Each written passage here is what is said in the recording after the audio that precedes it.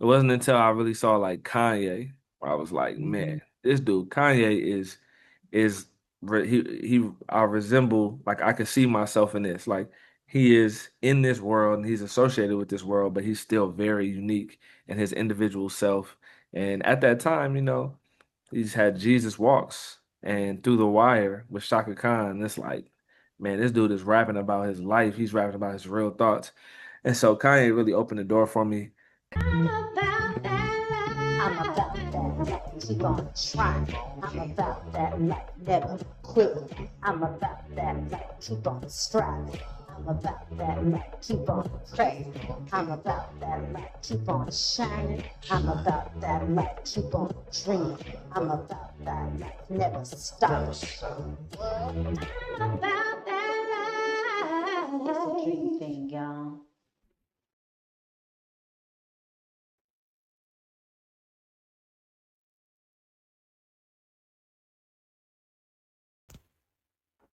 Hip hop artist and educator who blends faith, story, and sound to awaken purpose. Today on About That Life, SuNWhoa Love.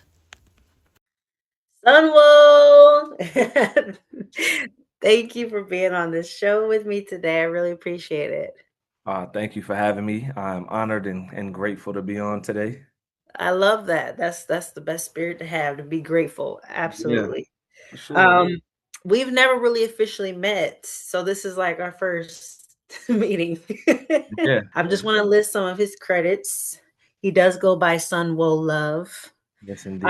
You know, his that's not his legal name, but that's what he goes by. That's my divine name. Yeah. I love that. That's your divine name. I absolutely love that. So yes, he is the writer, director, and producer Mhm. of the amazing show called Bethlehem, an original hip hop musical. It is a sold out show. It's been going strong for, I believe, 4 years. This was our fourth year.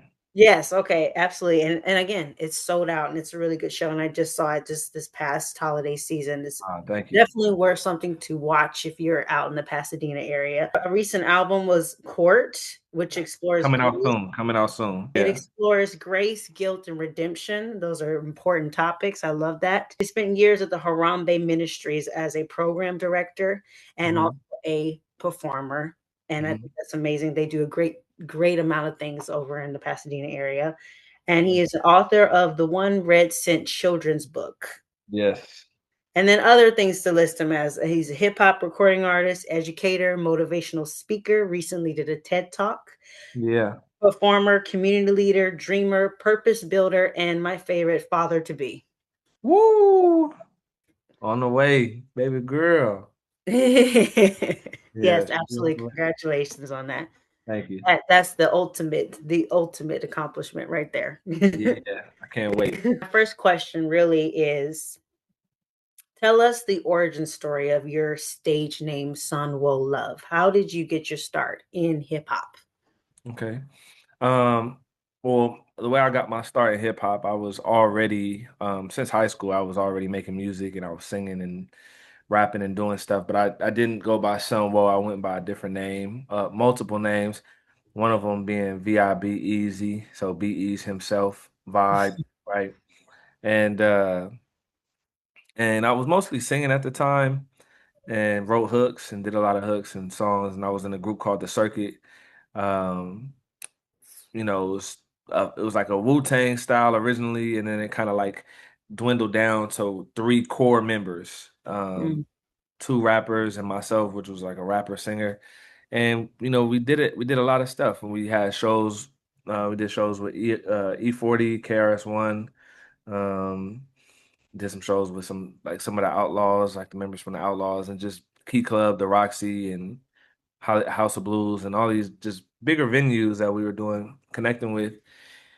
And then I came to Pasadena, and God got a hold of me really. And so I was praying one day when I was driving. This is the second part of well, I guess the first part of the question was where did my name come from? And I was driving, I was asking God, how come you love some people more than you love others? Oh, And wow. and how come you love some people more than you love me? And you've anointed some more than you've anointed me. And then he said, I see you like the sun and I know you by name, right? and was like, I see you and I know you very well, and you're not far from me. You're not a stranger to me.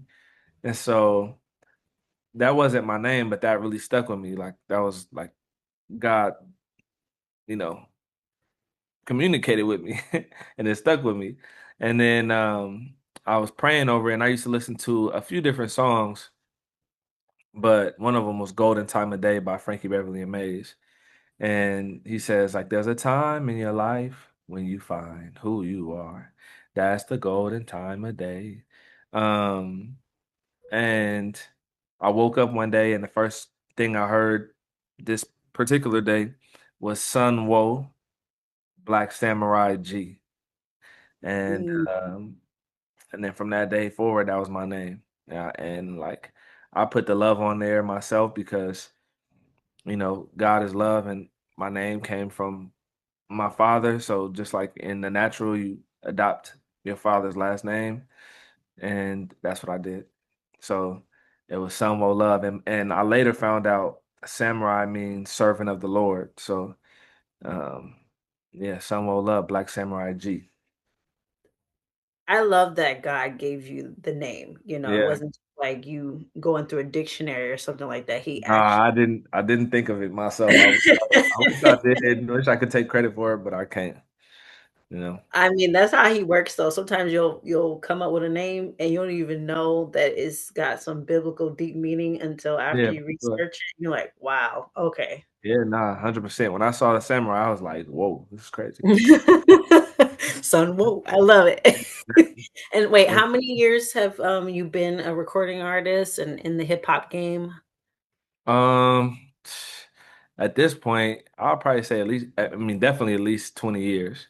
But as SuNWhoa, it would be more so like 16, maybe 15 years.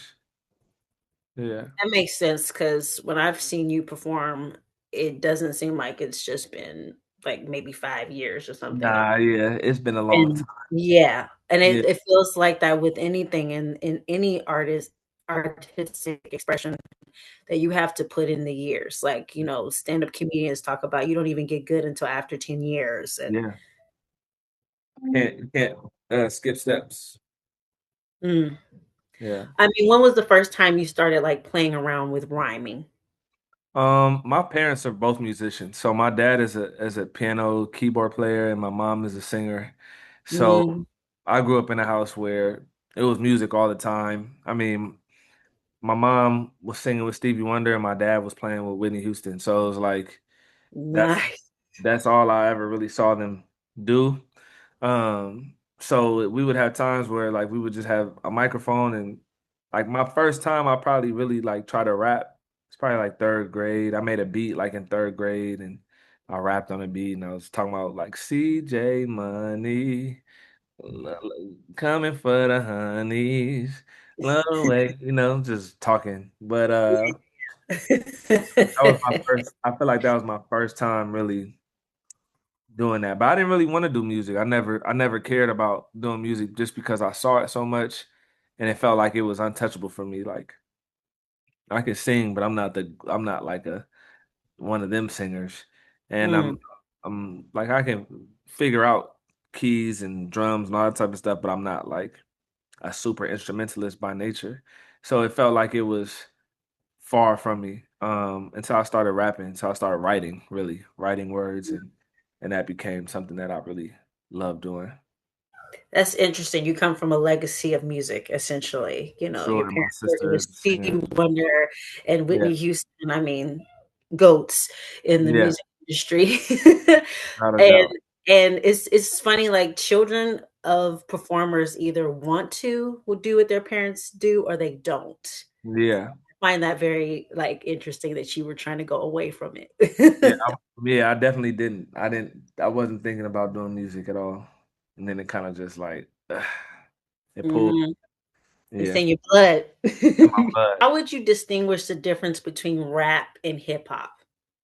That's a good question. I've always heard there's a difference. So how would you distinguish it? Yeah, a lot of people say hip being aware and awake, and hop being movement. So like Mm, hip. has to do with your awareness and hop has to do with your action. And so hip hop is more so like action rooted in awareness, like, and we write about um that, like from that concept. And rap, you could just call it poetry over beats or poetry in a rhythmic in a like a distinct rhythmic form. But the way that I that's how most people would probably stick, identify the two. Um, how would I identify it? I mean, I definitely rap. So Mm. I definitely rap, and I also am definitely a product of hip hop. So I feel like hip hop is more of a lifestyle. It's more of like a movement that has to do with like resistance and forward movement, like, and I want to say rebellion in some way, like freedom and liberation. And then rap, anybody can rap. Mm. Anybody can rap. You can rap and not have any connection to black folks. You can rap and not have any connection to culture or to freedom or liberation, but you Mm. can't be in hip hop and have no connection to liberation and freedom and resistance.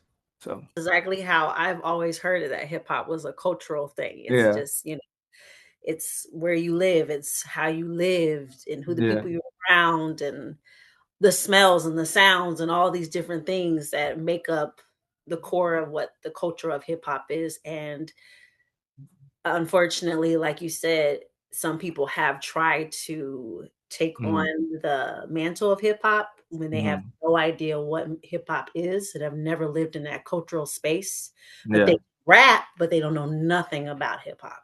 yeah, I agree. And I mean, they talk about that even with K-pop. That's a Lord, topic right now. It's the is that a K-pop topic right now? yes, it Oh really is. wow, It's a pretty in-depth conversation happening a lot of times on social media about K-pop because rappers. K-pop it comes from Black Yeah. culture. Oh It's yeah, for definitely sure. Black music, and but they don't really associate with Black people, but Mhm. they definitely Come on now. mantle of Black music. Mm. What So doesn't come from black people though? If most things come from black folks. That's just me though.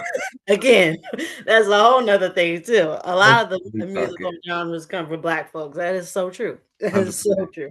Yeah. I love the way you broke that down. Yeah. That's that helped me out so much more. That's How good. did you get introduced to rap and hip hop? What was the first rap artist that you witnessed? What was the first song, album that just was like, "Oh my gosh, what is this?" I mean, there's so many. It's hard to really put one, but I mean, Jay-Z was a really big influence for Mm, me.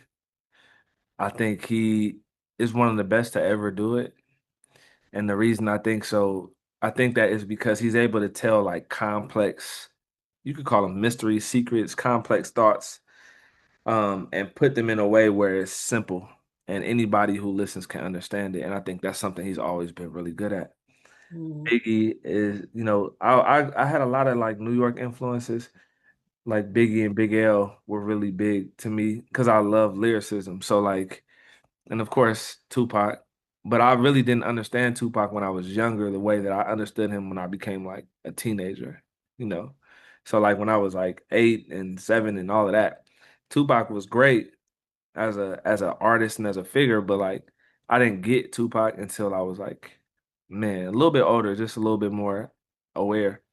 Um, but yeah, so I think Jay, when I heard Jay and them, it was like, man, this dude is so smart. It was like this is a smart guy, but he's rapping about like, street things, but he's super intelligent and simplifying this in a way where anybody can get it.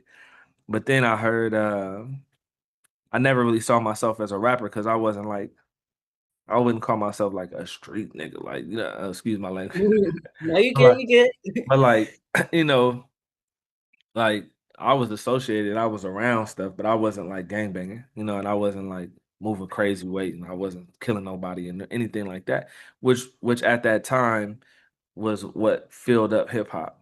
But Mm, it wasn't until like I would say, I mean, Mos Def and Talib Kweli and those guys really like opened my eyes, but they weren't really so mainstream where it even seemed like it was something that I wanted to do. It wasn't until I really saw like Kanye where I was like, man, this dude Kanye is he I resemble, like I could see myself in this. Like he is in this world and he's associated with this world, but he's still very unique in his individual self. And at that time, he's had Jesus Walks and Through the Wire with Shaka Khan. It's like, man, this dude is rapping about his life. He's rapping about his real thoughts. And so Kanye really opened the door for me um, to see myself in rap. And then Outkast was another mm. one. Pharrell, was more of like a vocal influence and production influence, but like Outkast was another one that like you know, blew me away. But really, when Love Below dropped, when Andre 3000 dropped the Love Below, I remember I did school and I went and bought that album and, you know, blew my mind. It was still to this day one of the best hip hop albums I ever heard, but really just one of the best albums I've ever heard. I love from top to bottom. You know you liking this episode, and you know what you need to do, don't you? Uh-huh. You need to go ahead and hit that like button, and you need to hit that share button, and you need to hit that subscribe button. They are waiting for you right there. They got your name right on it. Right there. Yes, go ahead and hit those buttons for me. And back to the episode. I love that you mentioned Mos Def. I did not know that Mos Def was a hip hop artist Oh, before. what do you think? He was an actor? Yes, Oh, yes, that's funny. yes. I remember, I don't know if you ever remember the movie called Brown Sugar. Yeah, for sure. And I was like, this guy's good. I was like, he really practiced how to rap. I'm thinking Yeah, he's just no, an he's actor. he's Uh, one of my favorites. I had a chance to rap for Black Thought and Talib Kweli when I oh, first started like doing gospel music, and they were both like they showed me love. And then my dad met Mos Def and he showed him a video, and Mos Def left me a video, and it just encouraged me. This was like probably 15 years ago, but it does encourage me when your heroes show you love and yeah, yeah. No, co-sign. he's a beast. Yeah. Sometimes rap is defined as spoken word and poetry with key elements, including lyrical storytelling, intricate rhyme schemes, and cultural commentary, like you've mentioned before. Yeah. With the current landscape of rap, do you think rap still can be considered poetry? It just depends on who's doing it. You know, Mm, I definitely think it can be for sure, because there's some talented. I mean, J. Cole just released something the other day called Disc. I think it was Disc Two. I forgot exactly what it's called, but it was like Disc Two, where he raps his whole life backwards, mm, and he starts off from his grave, like his funeral, and then goes back with his grandkids and kids, and it goes back to when he was first born, like all the way back to his firstborn descending from heaven, right? mm, So, and he does this whole rhyme scheme where there's no hook, but the whole time he's using like four syllable bars, and he's using the same bar pattern. I don't know if it's four syllables, but he's using the same bar pattern, uh, cadence, and he's using the same rhyme words the whole entire time, from the beginning of the song to the end of the song. And if you write and if you rap, you know how difficult that is. That's extremely difficult to not repeat words and to mm. not change up flows. So he's keeping it going this whole time. And so that right there is an extreme level of like intricate poetry that I don't think rappers get credit for a lot of times. Even what Pac was doing was an intricate poetry. So I definitely think uh I definitely think it still can be, but also we've strayed away from a lot of like consciousness. So as we stray away from consciousness, the mainstream, and I think intentionally mainstream tries to get us to stray away from consciousness. And so when that happens, we get a lot of nonsense too. Okay. And the Because nonsense is that's poetry.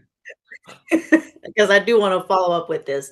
I've noticed that there's a lot more hip hop and rap documentaries, Mm. coming up in the woodwork. It's become everybody's genre. Like Yeah, it's for a sure. world phenomenon. Um, and I mean, how do you feel about that? That this was once a genre that was associated with crime, gangsters, drugs, whatever, negative connotation they could spin on it. And now it's something that everybody enjoys to listen to. I actually love it. I think that's what is so powerful about Black culture in general is just take it's like I like to call it spinning gold. You know, we could take regular common yarn, common things, and then all of a sudden spin it into something that's like a platinum piece of work, right? So now all Mm, of a sudden it's platinum and gold when it started off as common where nobody wanted it at first. And so I just think it's a testimony to like the creative power, the creative divine power, I would say amongst black folks, but I would also just say amongst like oppressed people, you know. mm, So just to extend it beyond just blackness, it's like there's power amongst in the midst of oppression that's like, man, I'll make this thing turn into something, turn something from nothing into something. And I think that's just who God is. God just takes nothing and turns it into like something. Two fish and five loaves and turns it into 5,000. And so it's just our divine nature. Yeah. But to answer your question, I don't I love it, but I don't honestly I don't care if people try to claim ownership because if you know, you know. You can have it. You could try to have it, but just carry it, you know? mm. You can't if you can't carry it, then don't have it. Then don't keep it, don't take it. Man, people try to act like they can carry it, but then it's gonna get stagnant and it's gonna get stale and it's gonna turn into a lake. And then black folks, everybody else will move on and do something else. Next thing you know, rock will be popping again like how it was. So, and that's happening too. You have these young And like country music too. yeah, so I mean, you have young artists who are reviving music in different Mhm. genres because they're like, all right, we y'all took hip hop, great, we'll move on. Let's go to techno, let's go to house, let's go to country, let's go to rock, let's create something else. So Mm. I think that's kind of what we're seeing now is just the renaissance of all these stolen genres. It's not anything new, and that's what. Say that again. Stolen genres. Come on. That's Yeah, like what happened with R&B, man. Like, come on. right. Stolen genres. Oh, That's that's so true. true. And it sounds like it's like I don't want it to sound like, oh man, I hate this group and I hate that. It's not that at Yeah. all. It's just I also just believe in saying truth. Mhm. And this feels like true to me. And it should feel like true to you too, if you can look at it objectively. But anyways, we'll move on from that. We'll move on. Yeah. I wanna, comment on the lovely hat. Oh, thank you. I Shout love out to the that. collection. Really do love that. We actually have a song out right now called Altadena Will Rise. And it's myself and Katori Walker and amazing, talented singer on the hook. And my boy Bruce Pallamore executive produced it. So it's called Mm, Will Rise. It's on Spotify and Apple Music and everywhere you can listen to music. you guys hear that? Listen to this song because, even a year later, Yeah, Altadena area needs your support and they need they need your love. yeah, for They sure. really, really do. And I wanted to commend you on your performance at the Black History Festival last year because that song, Brick by Brick, oh, Oh yeah. I loved it. Thank I you. love Thank that song. It was so good. I love how in the middle of the performance, you're like, I'm gonna say this verse again so you guys can hear this. Like, we are not selling our land, you. Yeah. and I'm not even from Altadena or Pasadena, but I've fallen in love with those two, Yeah. areas over the 12, 14 years that I've lived out in the area of Los Yeah. Angeles.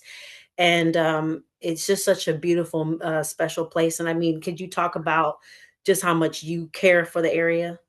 Yeah. 100%. I mean, I resonate 100% with that. It's like I I was born in LA and raised in Pomona, so uh I'm also not from Pasadena, Altadena. But this is where I was saved. I got saved here. So like and that was about like almost 20 years ago, and it changed my life. As soon as I got here, I knew immediately Pasadena. And we used to come to Roscoe's out here. Don't get me wrong. We used to come out here to go to Roscoe's. But like, it's a lot of family here. It's a lot of community here. They ride for each other, and everybody's cousins. Like, you know, this person, for sure. You went to high school with that person. You related to that person. We know. So there's something special, especially from like the black perspective. Like, I remember MLK Day parades and like Juneteenth and like just so many events that were celebrating blackness openly and like in big community in large communities from Altadena to Pasadena. I definitely became an educator because of my time spent in Pasadena. I, have all my some of my greatest teachers, like ministry teachers and influential people in my life, are from this city and born in the city. So I consider myself an adopted son of this city. Sure. Yeah, I wanted to talk about Harambe Ministries Mhm. and specifically Bethlehem, an original hip hop musical. Mm. Because for me, when I was watching it, it really reminded me of like Carmen, the hip hop opera. I don't know if you ever saw that Yep, with Carmen. Yep. Beyonce. Yep. And it reminded me also of Hamilton, obviously. But Yeah. then, just it was so professionally done. It wasn't like the typical children's nativity story that you see at, kids' schools and stuff Yeah. for the Mhm. holidays. So I thoroughly enjoyed it, and I can see why it sells out. And I was like, there's so many people here. Like this is like a thing that they have to go see every year. And But it trips me I out too. it was such a good time. But one of my favorite moments was actually you and Candace Lacey. Hmm. And that's the end part, actually. The whole show was good.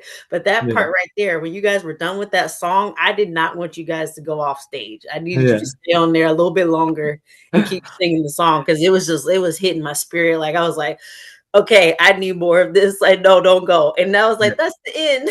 Yeah, I know it's tough. I It wish we was can so keep it good. going. Yeah, and there was another song. It kind of reminded me of "Satisfied" from Hamilton. So I wanted to see, since you are the writer and the producer and the director, did Hamilton in any way influence this, Oh or yeah. what other influences maybe did, bring about this whole idea? Yeah, I think. Oh, got a little flashlight. Mhm. Yeah, 100%, 100%. I love like music, of course, but like I remember when movies like Jungle Book. I used to watch Jungle Book every day. When I was Mm, and as I got older, I would put Jungle Book on when I was getting tired. I'd be like, man, I want to be like you. Like these songs were just such good songs. And they kind of strayed away from that in movies, like as we continued with the animated world, and in mhm, particular, like we had Inside. I mean, Inside Out was a great movie, but like it doesn't have no bangers in there, you know. mhm, Uh, but it used to be like Mulan, Be a Man, like these were all fire songs. Lion King, just so much good music. So that was a big inspiration always to me, like telling stories through music. And then I had a chance, my wife and I had a chance to go see Hamilton out at I think it was the Pantages. It was one of them.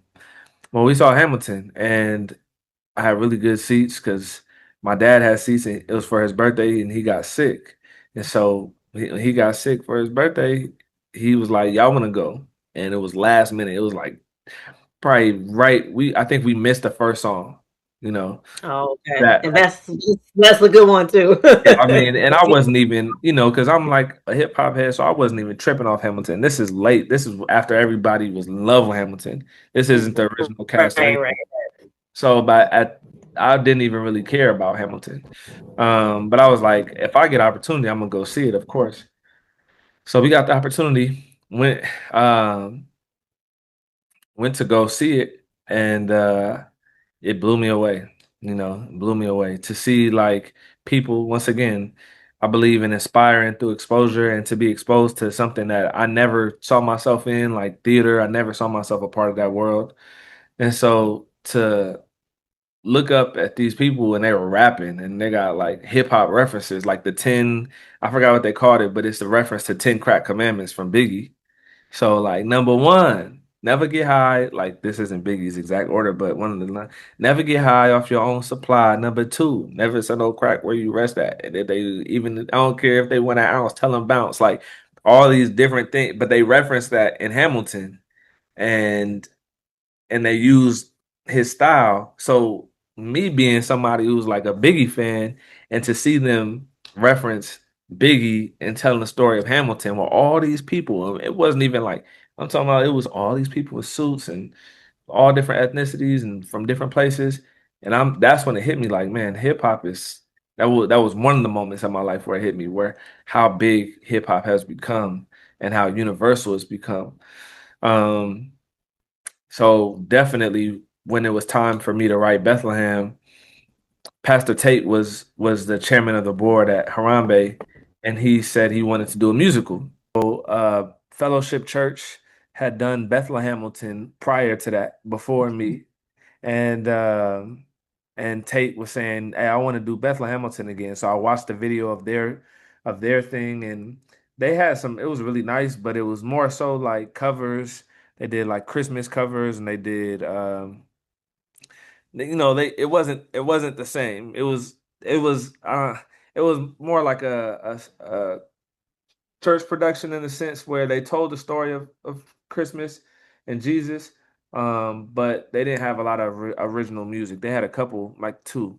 So what I did when I saw that, I said, I like this, but I'm gonna just do my own and just basically start from scratch. So started from scratch and started from the beginning of Mary and Joseph. I mean Zechariah, and then went to Mary and Joseph, and then had the angel, and then had Herod and the wisdoms, and just kind of wrote. I did the one song that I did keep was there was only one song there that I didn't write, and that song was the shepherd song where the shepherds run into the angel.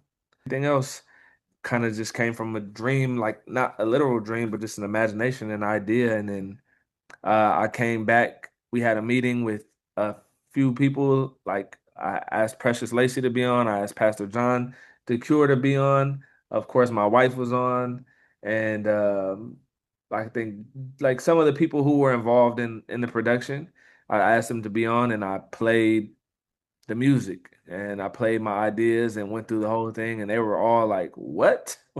You just made this whole thing?" They were kind of tripping because it all happened within a month, and we made it happen from I think it was we started rehearsing in October, maybe November, and the first year, and then we had the show in December, and then from there is history. I've added a song pretty much every year. Every year I've added a song. So the first year I added the wisdom song. The next year I added the drum major song and the shepherd's choir. And then last year I added the gossiper song. They love the wisdom section. Yeah, But yeah, yeah. no, I'm sorry. What's the name of the song at the end that you and Miss Lacey sang? Because that one I, was I call it a prophet song, okay. but it's also called Baby Born King. Mm, Yeah, but I call it a prophet song because it's the three prophets who really prophesied about Jesus. Well, Isaiah is the little boy is supposed to be Isaiah. I'm supposed to be Simon the prophet, and then Candace is supposed to be Anna the prophet, mm. who Anna was like, I was waiting for this day to come, and then Simon is the one who was like, I can die now, I can rest in peace because I've seen the Messiah. So that's who those characters are supposed to be. But I do like that song. Yeah, It's so good. yeah. Thank I you. was like, it's good. Don't get off the stage yet. Keep singing. I know, Keep right? We doing it. definitely And could my too. godson was right up there with you. So Which that one? was, Oh, Boaz. yeah, it was a pretty Oh yeah. proud moment. Yeah, He was living talent, for it. super talented. Yes, no. Like I said, if anybody's in the Pasadena area, Altadena area, around holidays when the Harambe Ministries does Bethlehem next year, please do yourself a favor and go Yeah, see it. And it was very professional for a children's theater production. thank you. And I really feel like it could be a production done with just all adults. In not That's not my not for goal. just a touring production of it. Yeah, And that's like my goal. Next year, I want to do. I'm thinking about doing the adult version, or Yeah, no, it was good. I was like, this, I mean, as I've already said, it gave me the chills and also gave me the feels of Hamilton. Hmm. And I could, as you were talking about, maybe the Disney influence that you've, grown up with, I could tell that you are a musical theater lover, but Hmm. just musicals in general, you have appreciation for it because I can tell there was a lot of heart and dedication put into the production. Yeah, and it's definitely glory to God. I mean, I try to be a good steward of everything He gives me. So I think that more than it being like, I haven't seen a whole bunch of musical theater productions aside from like what I mentioned, and I've watched more now. After writing one and falling in love with it more now, but you know, it was more so like, God, I didn't come up with this. I know you gave me this idea, so let me do my best to steward it well. And Mm-hmm. have I had an amazing group of people with me and helping bring that to life. So that is a It shows. It shows. I mean, as yeah. somebody who I've done a lot of musical theater as an actress and singer myself, and then I've seen a lot of it growing up. It shows that Yeah. you were coming from a level of excellence Thank you. beyond. You're just yourself. Yeah. You Yeah. let the Holy Spirit take over, so it shows for sure. What Thank you. are your future goals for yourself and just for your production company?